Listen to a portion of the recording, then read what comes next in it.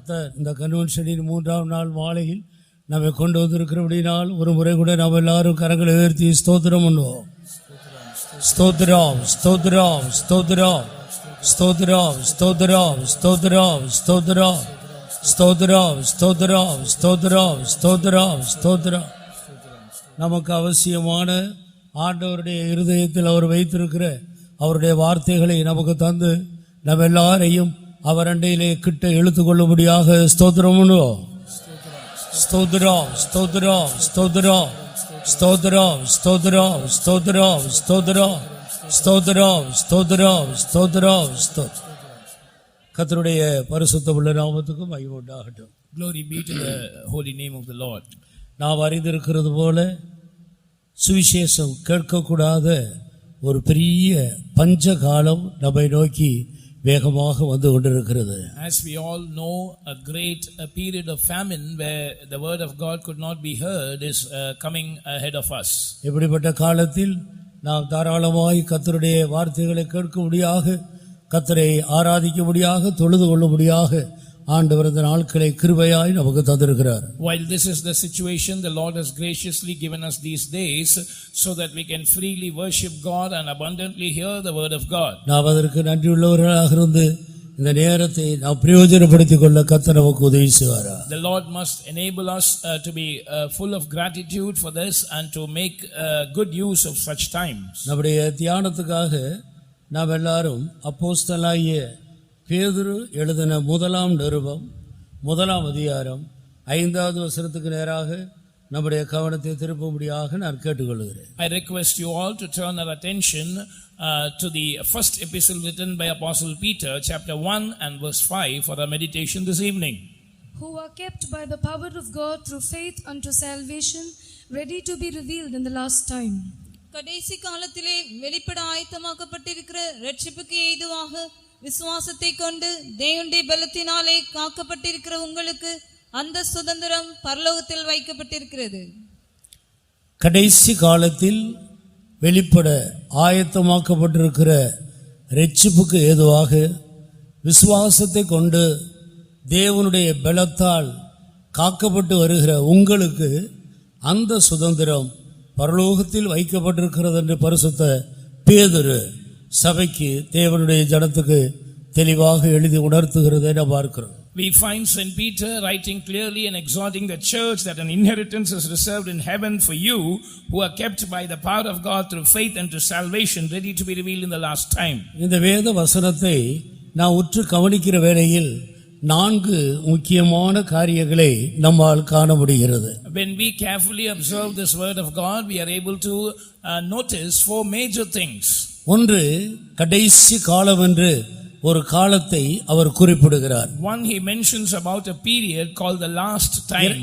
இரண்டாவது, கடைசி காலத்தில் வெளிப்பட ஆயத்தமாக்கப்பட்டிருக்கிற ஒரு இரட்சிப்பை அல்லது ஒரு மீட்பை குறித்து இந்த வேத வசனம் நம்மோடு பேசுகிறது. Secondly, this word of God speaks to us about a salvation or redemption ready to be revealed in the last time. அந்த மீட்பை பெற்றுக்கொள்ளும்படியாக இந்த பூமியில் இருக்கிற காலங்களில் விசுவாசத்தை கொண்டு தேவனுடைய பலத்தால் தங்களை காத்துக்கொள்ளுகிறவர்களுக்காக மட்டும் அந்த இரட்சிப்பு வைக்கப்பட்டிருக்கிறதாக இந்த வேத வசனத்தில் நாம் விளங்கிக் கொள்கிறோம். Through this word of God we understand that this salvation is kept for only those who are kept by the power of God through faith when they live on earth. யார் அந்த மீட்பை அல்லது அந்த கடைசி இரட்சிப்பை பெற்றுக்கொள்ளுகிறார்களோ அவர்களுக்காக பரலோகத்தில் ஒரு நித்திய சுதந்திரத்தை கர்த்தர் வைத்திருக்கிறார். And fourthly, for those who obtain that salvation, final redemption, God has reserved an inheritance in heaven. இப்படி ஒரு 4 காரியங்களை குறித்து இந்த வேத வசனம் நம்மோடு இடைபடுகிறது. In this manner, this word of God deals with us through 4 things. முதலாவது, கடைசி காலம் என்று ஒரு காலத்தை குறிப்பிடுகிறாரே, அது எந்த காலம்? First of all, he mentions about a time period called the last time. What time is that? நான் வந்திருக்கிற இந்த காலம் கடைசி காலம் தானா? Is the time period that we have come into really the last time? அதை குறித்து அழியாத ஜீவனுள்ள தேவனுடைய வார்த்தையாகிய தேவனுடைய வார்த்தை என்ன சொல்லுகிறது? What does the incorruptible seed of the word of God say about this time period?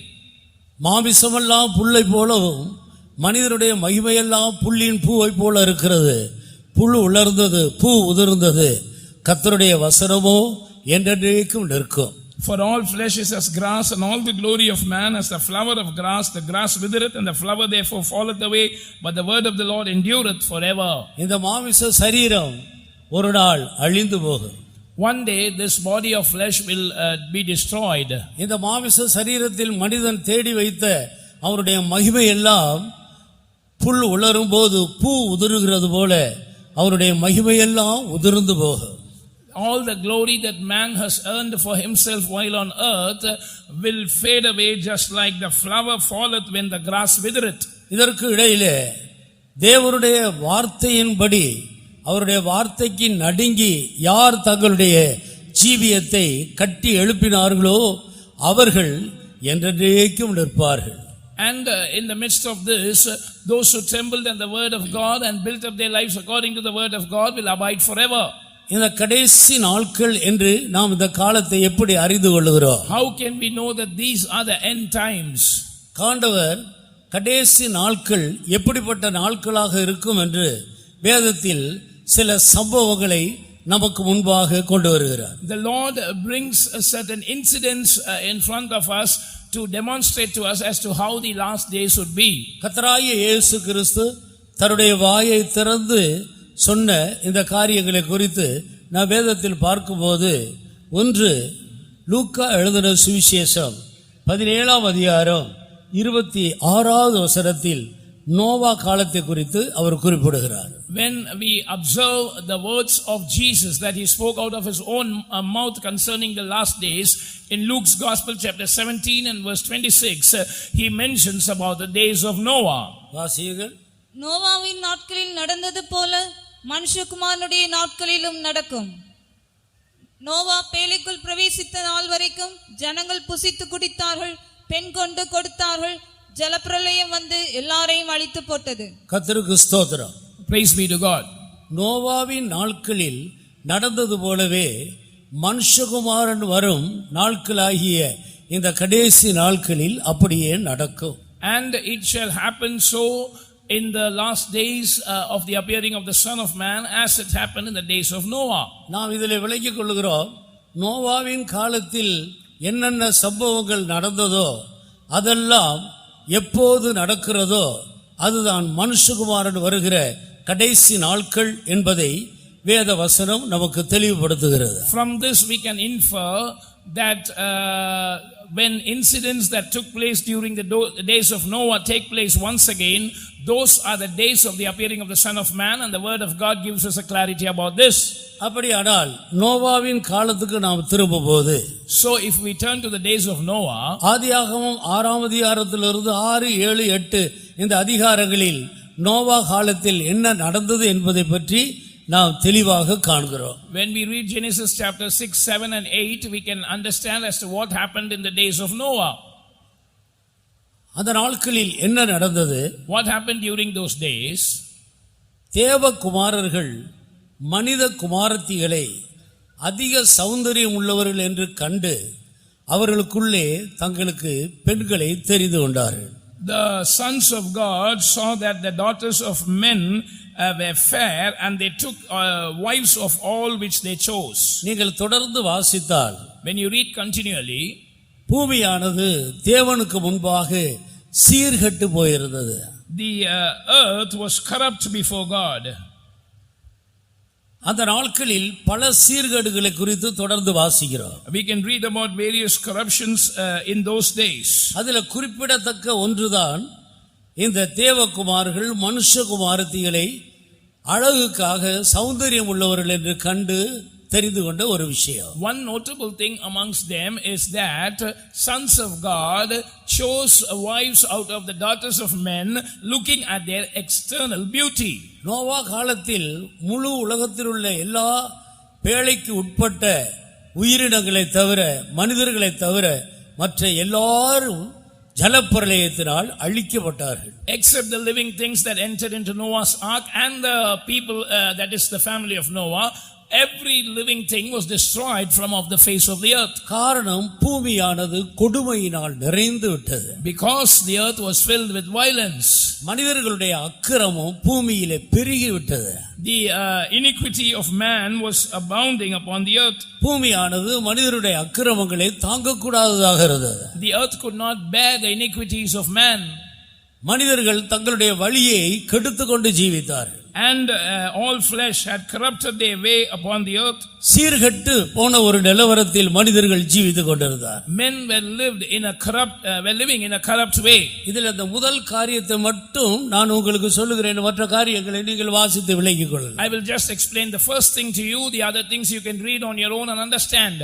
அந்த நாட்களில் காணப்பட்ட அழிவுக்கு அவர் முதலாவது கொண்டு வருகிற காரணம், தேவகுமாரர்கள் மனித குமாரத்திகளை அதிக சௌந்தரியம் உள்ளவர்கள் என்று கண்டு பெண்களை தெரிந்து கொண்டார். The first reason for the destruction of mankind during the days of Noah, as the Lord highlights, is that the sons of God saw the daughters of men to be fair and chose them wives of all whom they chose. சுருக்கமாக ஒரே வார்த்தையில் சொன்னால் love marriage, காதல் திருமணம். To be precise, it was a love marriage. இது ஒரு பெரிய தவறு என்று இன்றைக்கு பூமியில் உள்ள மனிதர்களுக்கு அது தெரிகிறதில்லை. People of this world do not consider this as a great error. திருமணம் மனிதனுக்கு அவசியம்தான். Marriage is essential for man. ஆனால் அது தேவனுடைய ஒழுங்கின்படி சீரின்படி நடக்க வேண்டும். But it should happen according to the order and discipline of God. விவாகத்தை பொறுத்தவரையில் தேவன் என்ன சீர்படுத்தி இருக்கிறார்? So what is the order or discipline that the Lord has arranged for marriage? ஆதி மனிதன் ஆதாமை நாம் கவனிக்கும்போது, when we look at the first man Adam, மனிதன் தனிமையாய் இருப்பது நல்லதல்ல. God said it is not good for man to be alone. ஏற்ற துணையை நான் உண்டாக்குவேன் என்று ஆண்டவர் சொன்னார். I will make a suitable helpmeet for him, the Lord said. திருமண நேரங்கள் வரும்போது, when the time for marriage comes, தனக்கு ஏற்ற துணையை கர்த்தர் தர வேண்டும் என்று ஒவ்வொருவருடைய கண்களும் ஒத்தாசை ஒரு பர்வதமாகிய கர்த்தருக்கு நேராக உயர்த்தப்பட வேண்டும். The eyes of everyone must be extended towards the mountains from where comes our help, saying that the Lord must give me a suitable helpmeet. இதுதான் தேவன் ஏற்படுத்தி வைத்த சீர் ஒழுங்கு. This is the order, the discipline that God ordained. ஆனபடியால் ஒவ்வொரு மனிதனுடைய இருதயத்தின் நிலவரங்களை, அவருடைய சுபாவங்களை ஆண்டவர் நன்றாக அறிந்திருக்கிறார். So God knows the state of every man's heart, their character as well. யாருக்கு யாரை துணையாக கொடுத்தால் அவர்கள் இருவரும் ஒருவருக்கு ஒருவர் உதவியா இருந்து முன்னேறி செல்ல முடியும், தேவனுடைய வழிகளிலே நடப்பார்கள் என்பதை இருதயத்தை காண்கிற தேவன் அறிவார். The Lord who sees the heart knows very well that whom should be given as a helpmeet for whom, so that they can be a help for one another to grow forward in spiritual life. ஆனபடியால் எந்த மனிதனானாலும் சரி, தனக்கு திருமணம் செய்ய வேண்டிய அவசியத்தை அவனுக்கு உணரும் போது ஏற்ற துணையை கர்த்தர் கொடுக்க வேண்டும் என்று காத்திருக்க வேண்டும். So whoever it might be, when they come to a place where they feel it is essential for them to get married, they must wait upon the Lord so that the Lord might give them a suitable helpmeet. நீதிமொழிகளின் புத்தகம் 14ஆம் அதிகாரம் 19வது வசனத்தில் நான் வாசிக்கும் பொழுது, when we read Proverbs 14 and verse 19, வீடும் ஆஸ்தியும் பிதாக்கள் வைக்கும் சுதந்திரம் புத்தியுள்ள மனைவியோ கர்த்தர் அருளும் ஈவு. we read that the house and the riches are the inheritance of the fathers, but a wise wife is the gift of the Lord. வாசி 19:14 19:16 வீடும் ஆஸ்தியும் 14 பிதாக்கள் வைக்கும் சுதந்திரம் புத்தியுள்ள மனைவியோ கர்த்தர் அருளும் ஈவு. பெற்றோர்கள் வீட்டை சம்பாதித்து வைக்கலாம், ஆஸ்தியை சேர்த்து வைக்கலாம், அவ்வளவுதான் செய்ய முடியும். ஆனால் தான் நேசிக்கிற எவ்வளவு அன்பான ஒரே பையனாக இருந்தாலும் கூட அந்த பையனுக்கு ஆண்டவர் தான் ஒரு புத்தியுள்ள மனைவியை ஈவாக தர வேண்டும். The parents can earn a house and riches for the children. No matter it might be the only son whom they love, only God can give him a prudent wife as a gift. ஒரு பெண்ணை ஒரு மனிதன் தானே தேடிக்கொள்ளக்கூடாது. A man mustn't choose a wife for himself. அழகு பார்த்து, Looking at the beauty, சொத்து பார்த்து, looking at their property, படிப்பு பார்த்து, looking at their education, ஜாதி பார்த்து, looking at the caste, இப்படி பல விதங்களில் புறம்பான தகுதியை பார்த்து ஒரு பெண்ணை தெரிந்து கொண்டால் அவர்களுடைய பிற்கால வாழ்க்கை கர்த்தரால் வருகிற ஆசீர்வாதத்துக்கு உட்படாது.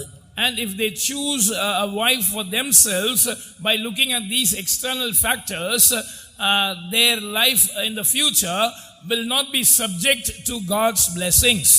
கர்த்தர் தர வேண்டும் என்று சொல்லி கர்த்தருக்காக மட்டும் காத்திருந்தால் கர்த்தர் சிறப்பானதை நன்மையானதை தருவார். If you wait upon the Lord only, saying that the Lord must give me a suitable helpmeet, the Lord will give that which is good. கர்த்தர் அவர்களை நேர்த்தியாய் ஒன்றாக இணைப்பார். God will appropriately unite them as one. அவர்கள் தேவனுக்கு முன்பாக தங்களுடைய வழிகளை சீர்படுத்திக் கொண்டு அவருக்கு பிரியமான விதத்தில் ஜீவிக்க முடியும். They will set right their ways before the Lord and will be able to live a life pleasing to Him. இன்றைக்கு நீதிமன்றங்களில் அதிகமாக திருமண வாழ்க்கை வேண்டாம் என்று சொல்லி அப்ளை பண்ணியிருக்கிற அதிகபட்ச ஆட்களை கவனிக்கும் போது கிறிஸ்தவர்களாக இருக்கிறார்கள் என்று சொல்லுகிறார். Today they say in the courts that the maximum number of divorce cases have been filed by Christians. இன்றைக்கு சாதாரணமாக சத்தியத்தை அறிந்த பெந்தெகோஸ்தேக்காரர்கள் கூட அந்த இடத்தில் அநேகர் வந்து விடுகிறார்கள். Even Pentecostal Christians who know the truth come easily to this place of divorce. இதற்கு அதிகபட்ச காரணம் என்ன? What is the maximum or the major reason for this? புறம்பான தகுதியை பார்த்து தாங்களே பெண்களை தெரிந்து கொண்டதுதான் இதற்கு முக்கியமான ஒரு காரணம். Giving room to external props, external factors, they chose a helpmate for themselves.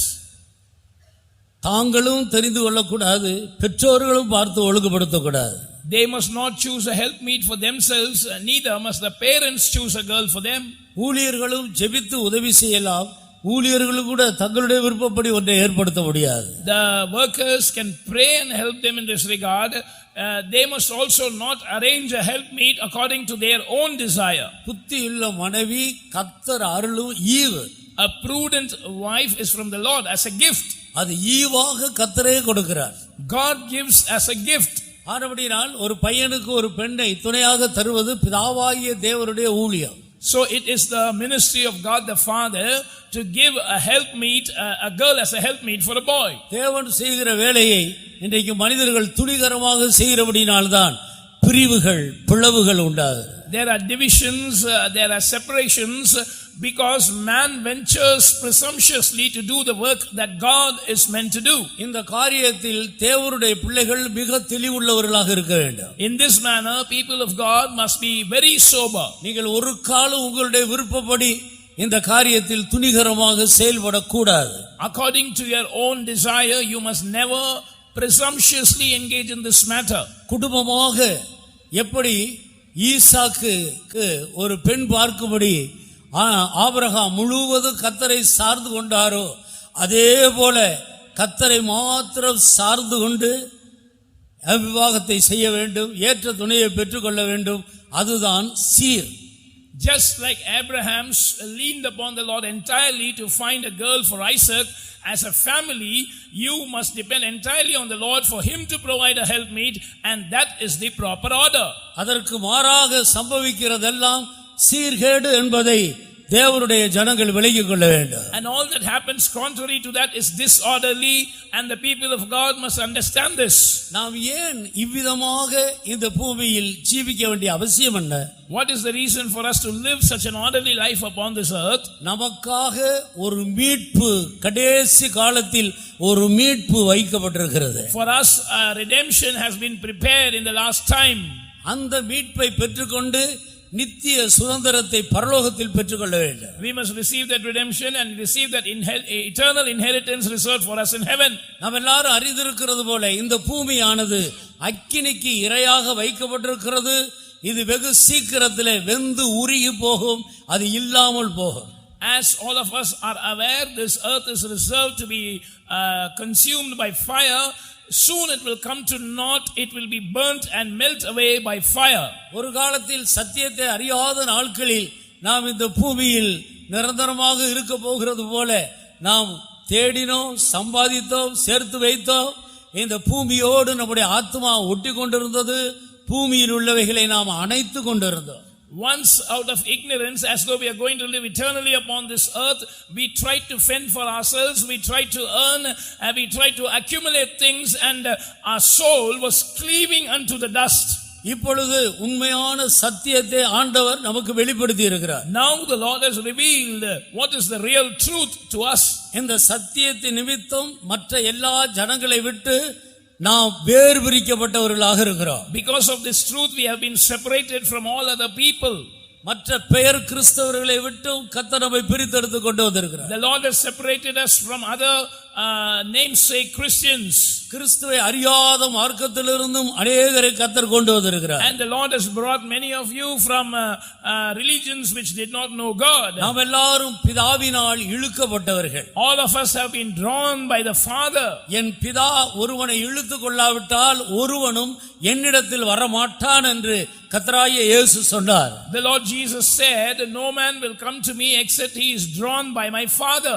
இன்றைக்கு இயேசு கிறிஸ்து அண்டையிலேயே இழுக்கப்பட்டு வந்திருக்கிற நாம் எல்லாரும் யாராயிலும் ஒரு மனிதன் மூலமாக அல்லது நம்முடைய குடும்பத்தில் உறவினர்கள் மூலமாக சுவிசேஷத்தை கேட்டாலும் நம்ம இழுத்து கொண்டது தேவன் என்று நாம் நிச்சயம் உள்ளவர்களாக இருக்க வேண்டும். All of us who have been drawn to God by God the Father, though we would have heard the gospel through some of our family members or through some of our near and dear ones, we must have this assurance that I have been drawn to this way of life by the Father. இந்த வசனத்தின்படி பிதாவாகிய தேவன்தான் நம் ஒவ்வொருவரையும் இழுத்து கொண்டு வந்து கர்த்தராகிய இயேசுவோடு ஐக்கியப்படுத்தி இருக்கிறார். According to the scripture, it is God the Father who has drawn all of us and has united us with the Lord Jesus. எத்தனையோ பேருக்காக இன்றைக்கு சுவிசேஷம் அறிவிக்கப்படுகிறது. The gospel is declared to many people today. அவருக்காக எத்தனையோ பேர் ஜெபிக்கிறார்கள். Many pray for them. ஆனாலும் இன்னும் அநேகர் இழுக்கப்படவில்லை. But still many have not been drawn. இதன் மத்தியிலே நானும் நீங்களும் இழுக்கப்பட்டிருக்கிறோம் என்றால் இது தேவன் நமக்கு பாராட்டின பெரிய ஈவு, தயவு. Amidst this, if you and I have been drawn towards God, it is the great grace, the favor that God has bestowed on us. நேற்றைய தினத்தில் நாம் கேட்டது போல, as we heard yesterday, அன்பில் பரிசுத்தமுள்ளவர்களும் குற்றமற்றவர்களுமாக இருக்கும்படி உலக தோற்றத்துக்கு முன்பாகவே ஆண்டவர் நம்மை தெரிந்து கொண்டிருக்கிறார். The Lord has chosen us in Christ Jesus before the foundation of the world, that we should be holy and without blame before Him in love. ஆனபடியால் நாம் தேவனால் தெரிந்து கொள்ளப்பட்டு தேவனால் இழுக்கப்பட்டு கர்த்தராகிய இயேசு கிறிஸ்து அண்டையில வந்து சேர்ந்திருக்கிறோம். And we have been chosen by God, we have been drawn by God and have come to the Lord Jesus. அவரால் ஏற்படுத்தப்பட்ட இந்த அப்போஸ்தலருடைய ஐக்கியத்திலே நம்மை கொண்டு வந்து இணைத்திருக்கிறார். He has united us with this apostolic fellowship that has been ordained by Him. இதை பற்றி எல்லாம் சரியான தெளிவு இல்லாதபடியினால்தான் நாம் தொடர்ந்து கர்த்தருடைய வசனங்களுக்கு நடுங்க இடம் கொடாமல் இருக்கிறோம். We do not give room to tremble before the words of God because we lack a sobriety concerning these things. நான் தேவனால் இழுக்கப்பட்டிருக்கிறேன், என்னை தேவன்தான் இழுத்து கொண்டு வந்தார் என்பதை இப்போது உறுதிப்படுத்திக் கொண்டவர்கள் தங்களுடைய கரங்களை உயர்த்தி கொஞ்ச நேரம் நன்றியுள்ள இருதயத்தோடு கர்த்தரை ஸ்தோத்திரிப்போம். All those who have the assurance now that I have been drawn by God the Father, it is the Lord who has drawn me to Himself.